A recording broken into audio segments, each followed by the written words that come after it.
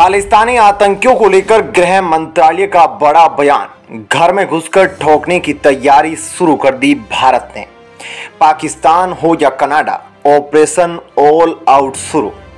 जी हां दोस्तों, ये बात तो आप सभी लोग जानते हैं कि पाकिस्तान से आए आतंकवादियों से भारत से भी निपट लेता है, लेकिन पाकिस्तान द्वारा समर्थित भारत के पंजाब क्षेत्र में उग्र होता यह खालिस्तान आतंकवाद वर्तमान में भारत के लिए एक बड़ी समस्या बन गया है, जो कि भारत में ही नहीं बल्कि भारत के बाहर भी काफी खुले में भारत के खिलाफ दुष्प्रचार करता रहता है। दोस्तों, भारत में खालिस्तानी मूवमेंट की कमर तोड़ने के लिए केंद्रीय गृह मंत्रालय ने पूरी तैयारी कर ली है और अब कश्मीर के आतंकियों को जैसे भारत ने ठोकना शुरू किया था, अब वही काम भारत खालिस्तानी आतंकियों के खिलाफ शुरू करने वाला है। दोस्तों, 5 केंद्रीय एजेंसियों को यह टास्क दिया गया है। दिल्ली और उसके आसपास के 6 राज्यों में यह खास ऑपरेशन ऑल आउट शुरू होगा। प्रतिबंधित संगठन सिख फॉर जस्टिस का संस्थापक गुरपवंत सिंह पन्नू जून में अमेरिका से पाकिस्तान आया था। लाहौर में पन्नू ने मीडिया के सामने खालिस्तान का नया नक्शा पेश किया था। इस नक्शे में शिमला को खालिस्तान की भविष्य की राजधानी बताया गया था। पन्नू ने पंजाब सहित कई राज्यों में जनमत संग्रह कराने की तारीखों की घोषणा भी की थी। दिल्ली, पंजाब, हरियाणा, यूपी, हिमाचल प्रदेश व उत्तराखंड में आईबी, एनआईए, ईडी व रो, दिल्ली पुलिस की स्पेशल सेल संबंधित राज्यों की पुलिस के साथ मिलकर इस ऑपरेशन को अब अंजाम देने वाली है। दोस्तों, खालिस्तान का मुद्दा भारत के लिए कितना गंभीर है, इसको लेकर केंद्रीय गृह मंत्रालय में हुई इस सप्ताह अहम बैठक में यह फैसला लिया गया था, जिसमें विभिन्न एजेंसियों से कहा गया था कि वह खालिस्तान मूवमेंट से जुड़ा हर छोटी बात को आपस में और गृह मंत्रालय को साझा करे। दोस्तों, ये तो आप सब जानते हैं कि खालिस्तान आतंकी संगठन को पाकिस्तान का पूरा सपोर्ट है और दोस्तों, अब पाकिस्तान और खालिस्तान दोनों की वोट लगाने के लिए इनकी कब्र खोदने के लिए गृह मंत्रालय अमित शाह ने खुली छूट दे दी है, जिसके तहत खालिस्तान के लिए जनमत संग्रह पाकिस्तान की खुफिया एजेंसी आईएसआई की मदद से भारत में तोड़फोड़ की गतिविधियां, किसान व युवाओं को बरगलाना और अपने गुर्गों तक हथियार व आईडी ब्लास्ट विस्फोटक सामग्री पहुंचाना, इन सभी बातों को विशेष ऑपरेशन के तहत काउंटर किया जाएगा।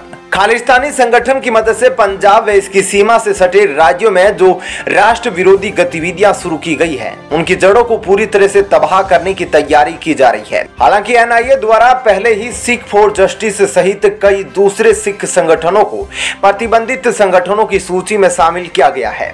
गुरपवंत सिंह पन्नू को आतंकवादी घोषित किया गया है। पंजाब में उसकी प्रॉपर्टी जब्त की गई है। चूंकि वह विदेश में अपनी गतिविधियां चलाता है, इसलिए भारतीय एजेंसियां वहां तक नहीं पहुंच पा रही है। उसे भारत लाने के लिए कानूनी प्रक्रिया शुरू हुई है। दोस्तों, गृह मंत्रालय के खुले ऑर्डर के बाद खालिस्तानी आतंकी संगठनों को जन्नत पहुंचाने का भारत की खुफिया एजेंसियों ने संकल्प ले लिया है और अब दोबारा से पन्नू व उसके सहयोगी संगठनों के खिलाफ एफआईआर दर्ज की जाएगी। बाकी बचे दूसरे प्रतिबंधित संगठनों में Khalistani liberation front, Babbar, Khalsa international, Khalistan tiger force व सिख यूथ फेडरेशन आदि शामिल है। केंद्रीय एजेंसियों के पास ऐसी जानकारी है कि यह संगठन अब दूसरे राज्यों में भी अपने पांव पसार रहा है। इन संगठनों को फंडिंग की प्रक्रिया, सोशल मीडिया पहुंच को लेकर गहन छानबीन की जा रही है। अभी तक पन्नू अपने यूट्यूब चैनल के जरिए भारत में नफरत फैलाता आया है। कभी वह स्वतंत्रता दिवस पर लाल किले में खालिस्तान का झंडा फहराने वालों को इनाम देने की घोषणा करता है, तो कभी प्रधानमंत्री व किसी मुख्यमंत्री के कार्यक्रम में तोड़फोड़ की धमकी दे देता है। किसान आंदोलन के दौरान भी ऐसी ही बातें देखने को मिली थी। भारत सरकार ने 2 साल पहले पाकिस्तान को एक डोजियर सौंपा था, जिसमें कहा गया था कि खालिस्तान समर्थक पाकिस्तान की जमीन से अपनी गतिविधियां संचालित करते हैं। भारत ने खालिस्तानी नेता गोपाल सिंह चावला के आतंकी संगठन जमात उद दावा के प्रमुख हाफिज सईद के साथ फोटो पेश किए थे। वहीं दोस्तों, जुलाई 2020 में पंजाब पुलिस ने अमृतसर और कपूरथला में गुरपवंत सिंह पन्नू के खिलाफ राजद्रोह का केस दर्ज किया था।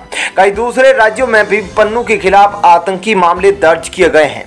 इस साल हिमाचल प्रदेश विधानसभा चुनाव के गेट पर खालिस्तान का झंडा लगा दिया था। हरियाणा के गुरुग्राम और अंबाला में सरकारी कार्यालयों पर खालिस्तानी झंडा फहराने की घोषणा की गई। 16 अप्रैल को गुरुग्राम में पन्नू के खिलाफ राजद्रोह का केस दर्ज हुआ था। 29 अप्रैल को खालिस्तान दिवस के तौर पर मनाने का ऐलान किया गया।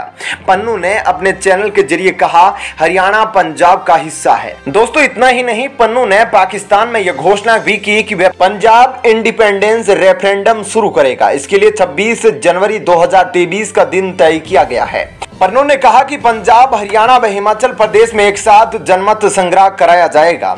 पिछले कुछ समय से पन्नू द्वारा पाकिस्तान की मदद से भारत के सीमावर्ती क्षेत्रों में ड्रोन के जरिए हथियार व ड्रग्स पहुंचाने का प्रयास हो रहा है।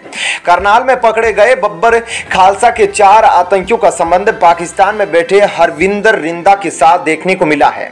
तरन तारण में मिले IDX केस पर भी रिंदा का हाथ बताया जा रहा है। पटियाला में 30 अप्रैल को 2 समुदायों के बीच झड़प हुई, उसके पीछे भी खालिस्तानी आतंकी गुरपवंत सिंह पन्नू का हाथ बताया गया। दोस्तों इतना ही नहीं, इससे पहले भी इंदिरा गांधी के समय से ही उक्त स्थानों पर यह आतंकी संगठन लगातार चल रहा है। हालांकि आज जितना खालिस्तान भारत में एक्टिव है, उतना एक्टिव कभी नहीं हुआ था। सबसे बड़ा कारण है पंजाब सरकार द्वारा कोई भी बड़ी कार्रवाई ना करना। और दोस्तों अब विदेशों में बैठे खालिस्तानी अब पाकिस्तान के इशारों पर पंजाब पुलिस के उन अफसरों को टारगेट करने की प्लानिंग बना रहे हैं जिन्होंने आतंकवाद का सफाया करने में सक्रिय भूमिका निभाई थी। यह खुलासा अमृतसर बम प्लांट केस में पकड़े गए आरोपितों से पूछताछ में हुआ है।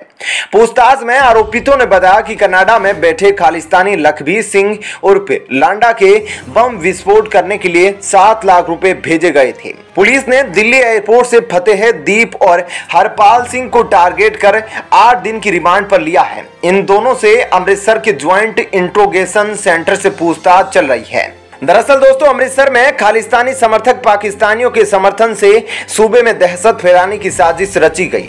इसी क्रम में उन्होंने सब इंस्पेक्टर दिलबाग सिंह की जीप के नीचे बम प्लांट किया था, जिसके बाद से ही पंजाब पुलिस के अफसरों की नींद हराम हो गई है।